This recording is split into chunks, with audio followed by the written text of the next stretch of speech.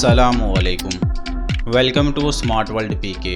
मेरा नाम है शाहिद गफूर और आज है हमारी एडोब फोटोशॉप की क्लास नंबर 9 जिसका टाइटल है लेसो टूल। जी हाँ, आज की क्लास में हम डिस्कस करेंगे लेसो टूल को और इंशाल्लाह बहुत ही डिटेल्स के साथ डिस्कस करेंगे।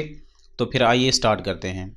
जी तो मैं आ चुका हूँ एडोब फोटोशॉप के मेन इंटरफेस पर और जो आज हमने टूल डिस्कस करना है वो टूल बार में हमारे पास यहाँ पर मौजूद है और ये एडोब फोटोशॉप का टूल नंबर 3 है।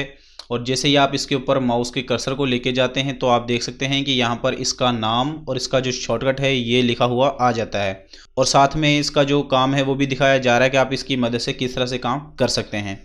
दूसरे टूल्स की तरह लेसो टूल में भी कुछ मज़ीद टूल्स मौजूद हैं। इन टूल्स को हम इंशाल्लाह आने वाली क्लासेस में डिस्कस करेंगे। आज की क्लास में हम डिस्कस करेंगे सिर्फ और सिर्फ लेसो टूल को और इसका जो शॉर्टकट है वो है L। अगर आप अपने कीबोर्ड से अल्फ़ाबेट L प्रेस करते हैं तब भी जो आपका ये लेसो टूल है ये ऑन हो जाता है। लेसो टूल है जो ये भी एक ऐसा टूल है जिसकी मदद से हम सिलेक्शंस बना सकते हैं या क्रॉपिंग कर सकते हैं। तो इसका काम करने का जो तरीका है थोड़ा सा मुख्तलिफ है। ये बिल्कुल एक फ्री हैंड सा टूल है, आप इसको बहुत ही फ्री हैंड यूज़ कर सकते हैं। इस टूल की मदद से हम किसी भी चीज़ को एक्यूरेटली सिलेक्ट नहीं कर सकते, अलबत्ता इस टूल की मदद से हम एक रफ सी जो सिलेक्शन है वो बना सकते हैं और अपने काम को बहुत जल्द सरंजाम दे सकते हैं। इसके काम को समझने के लिए यहाँ पर मैं आपको समझा देता हूँ कि देखें यहाँ पर मैंने कुछ इमेजेस ओपन की हुई हैं और ये तमाम के तमाम इमेजेस हैं जो मैंने डाउनलोड की हैं unsplash.com से और ये बहुत ज़्यादा हाई रेजोल्यूशन इमेज हैं। आप भी अपने कमर्शियल प्रोजेक्ट्स के लिए unsplash.com से या इसके अलावा और भी जो बहुत सी फ्री वेबसाइट्स हैं वहाँ से आप इन इमेजेस को डाउनलोड कर सकते हैं। तो यहाँ पर हमारे पास ये टूल मौजूद है। आप देख सकते हैं जैसे आप इस टूल को सिलेक्ट करते हैं जो आपका माउस का कर्सर है कुछ इस तरह से चेंज हो जाता है। ये हमारे पास फ्री हैंड सा टूल है, आप इसको इस तरह से इस्तेमाल कर सकते हैं। आप इसकी मदद से इस तरह से सिलेक्शन बना सकते हैं। लेकिन अगर आप सिलेक्शन बना रहे हो कहीं पर आप माउस को छोड़ दें तो जो आपकी सिलेक्शन है खुद ब खुद क्लोज हो जाएगी। इस टूल को इस्तेमाल करने के लिए लाजमी है कि जब कभी आप इस टूल की मदद से सिलेक्शन बनाएं तो आपने मुकम्मल शेप की एक बार सिलेक्शन बनानी है। अगर आप इस तरह से नहीं करेंगे तो आपकी जो सिलेक्शन है वो सही नहीं बनेगी। तो मेक श्योर कि जब कभी आप इस टूल को इस्तेमाल कर रहे हो आपने जहाँ से माउस की मदद से सिलेक्शन बनानी स्टार्ट करनी है वहीं पर लाके आपने माउस को छोड़ना है, तब जाके आपके पास इसकी मदद से एक एक्यूरेट सिलेक्शन बनेगी। लेकिन अगर आप कहीं दरमियान में ड्रॉप कर देते हैं तब आपके पास कुछ इस तरह से सिलेक्शंस बन जाएंगी। जैसे कि हमने यहाँ तक सिलेक्शन बनाई और यहाँ पर हमने माउस को छोड़ दिया। आप यहाँ पर देख सकते हैं कि यहाँ पर ऑटोमेटिकली ही एक सिलेक्शन बन चुकी है। तो इस टूल पर काम करने के लिए लाजमी है कि जब कभी आप इस टूल को इस्तेमाल कर रहे हों तो आप एक बार में ही मुकम्मल सिलेक्शन है जो वो बनाएं।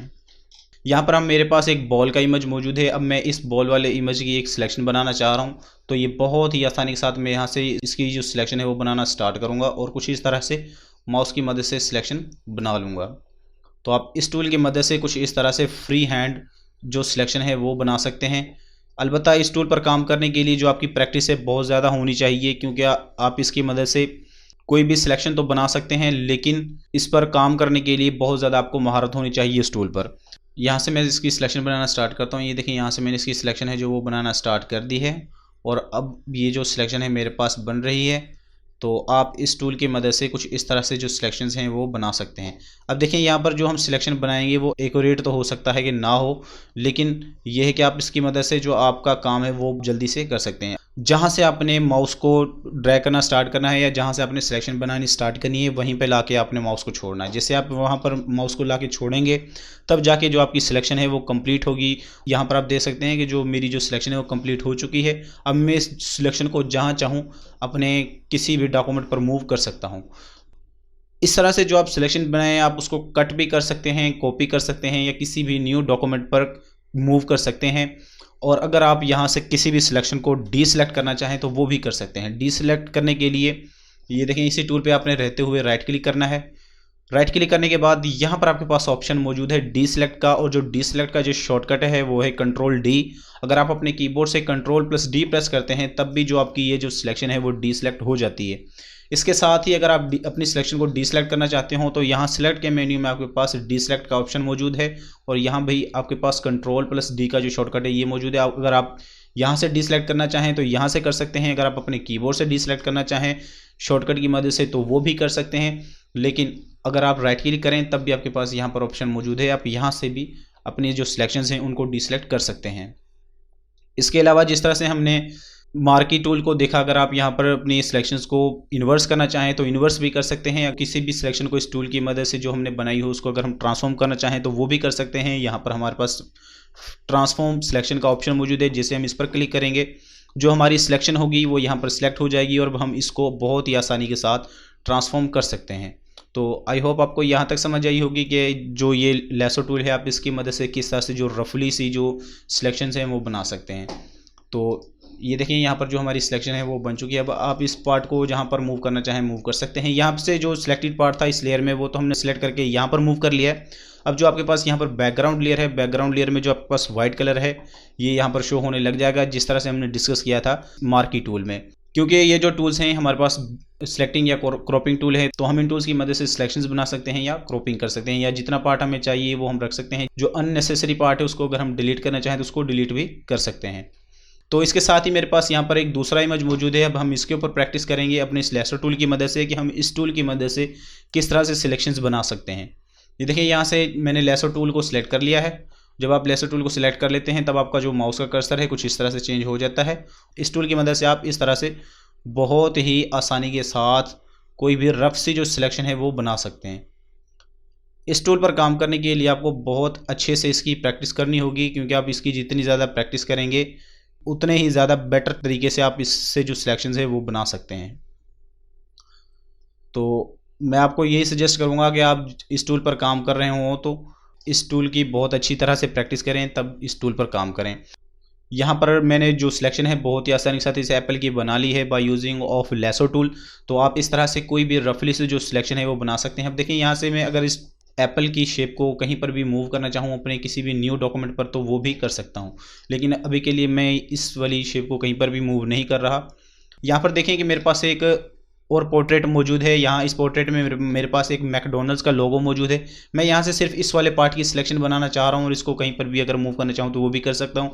इसकी सिलेक्शन बनाने के लिए यहाँ से अपने इस लेसो टूल को सिलेक्ट करें। सिलेक्ट करने के बाद जितना पार्ट आपको सिलेक्शन में चाहिए उसको आप बहुत ही आसानी के साथ सिलेक्ट कर सकते हैं। इसको करने के लिए मैं इसको पहले जूम इन कर लेता हूँ और ये देखें मैं यहाँ से इस वाले पार्ट की जो एम है हमारे पास सिर्फ मैं इसकी सिलेक्शन बनाना चाह रहा हूँ तो वो भी बहुत आसानी के साथ बना सकता हूँ। ये देखें यहाँ से मैंने स्टार्ट किया और इसको कुछ इस तरह से मैंने सेलेक्ट कर लिया। तो ये देखें आप इस टूल की मदद से बहुत ही आसानी के साथ जो रफली सी जो सिलेक्शंस हैं वो बना सकते हैं और अपने किसी भी पार्ट को कहीं पर भी अगर मूव करना चाहें, कट करना चाहें या कॉपी पेस्ट कहीं पर भी करना चाहें आप उसको कर सकते हैं। तो आई होप आपको यहाँ तक समझ आ गई होगी कि ये जो लेसो टूल है बेसिकली इसका क्या काम है। तो इसके साथ ही मेरे पास यहाँ पर एक कार का इमेज मौजूद है, इस पर हम काम करेंगे। ये देखें इसकी मदद से हम सिलेक्शन बनाएंगे।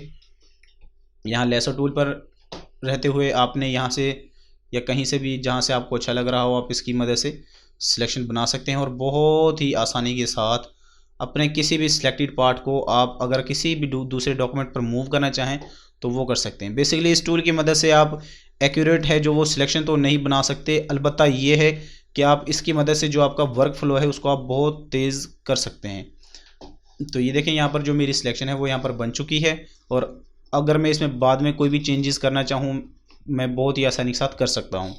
तो इसके साथ ही मेरे पास यहाँ पर एक बाईसाइकिल का भी इमेज मौजूद है। हम इस पर भी इसकी प्रैक्टिस करेंगे कि हम इस टूल की मदद से किस तरह से जो सिलेक्शंस हैं वो बना सकते हैं। तो ये देखें कि ये मेरे पास एक बाईसाइकिल इमेज मौजूद है। अगर आप कोई रफली सी सिलेक्शन बनाना चाहें तो ये देखें बहुत ही आसानी के साथ कोई भी रफली सी सिलेक्शन बना सकते हैं। अगर आप इस टूल को जितना ज़्यादा बारीकी के साथ और जितना ज़्यादा स्मूथ तरीके से इस्तेमाल करेंगे उतनी ही जो आपकी सिलेक्शन है अच्छी बनेगी। तो मेक श्योर कि आप जब कभी भी इस टूल पर काम कर रहे हो तो बहुत ही आसानी के साथ और बहुत ही बारीकी के साथ इसकी मदद से सिलेक्शंस बनाएं। ऑलमोस्ट आपकी जो सिलेक्शन है बहुत अच्छी से बन जाए। मैं सिर्फ आपको ये समझा रहा हूँ कि ये जो टूल हैं बेसिकली किस तरह से काम करते हैं। तो ये देखें आप इस टूल की मदद से अगर आप करीब से किसी भी चीज़ की सिलेक्शन बनाएंगे तो वो भी आप बना सकते हैं कुछ इस तरह से, जिस तरह से मैं अभी इस साइकिल की जो सिलेक्शन है वो बना रहा हूँ।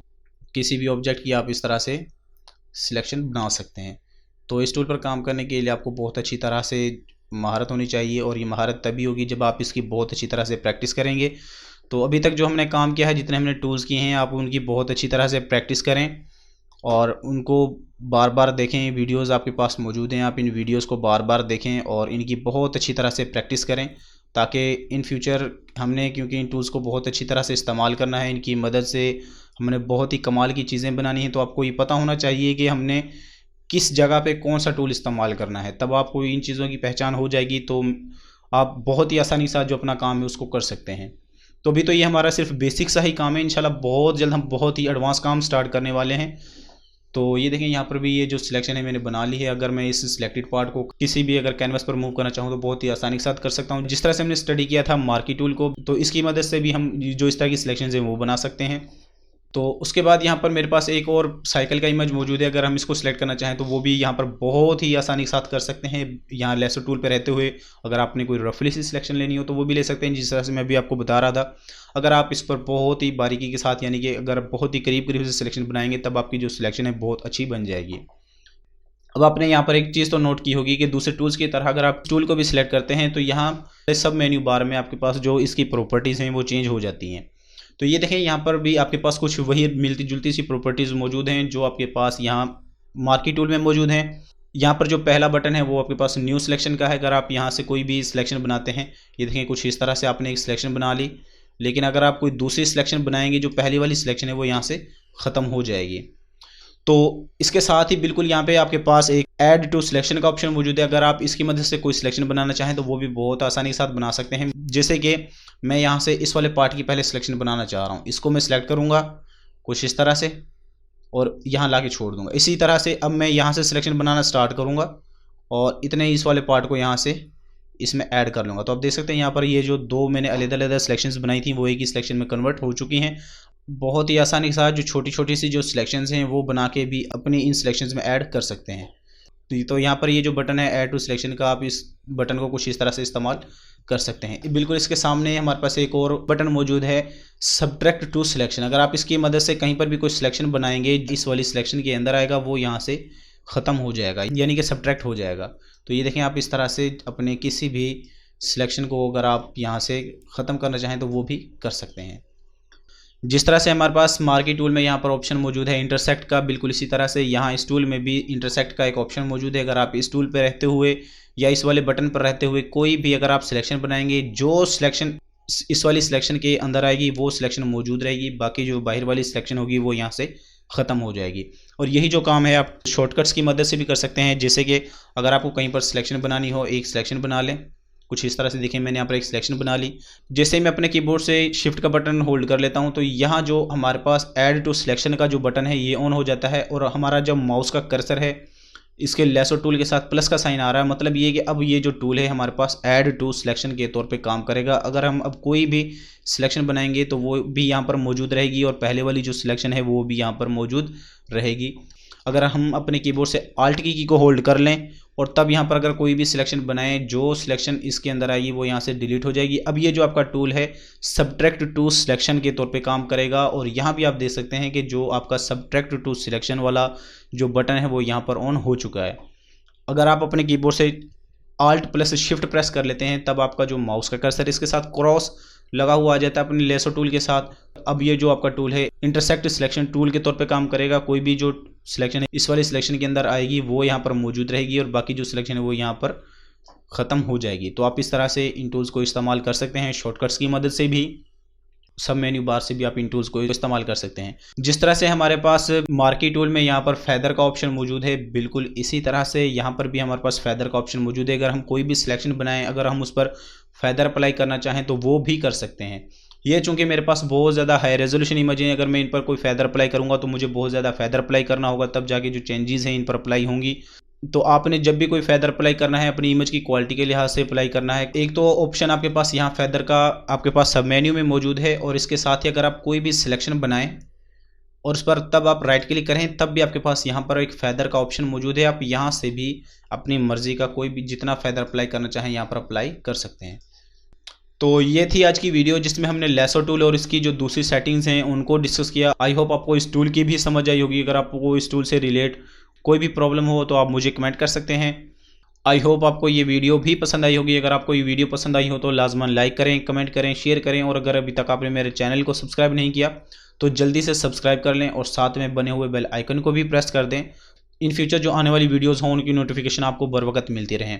तो दुआओं में याद रखिएगा, मिलते हैं नेक्स्ट वीडियो में।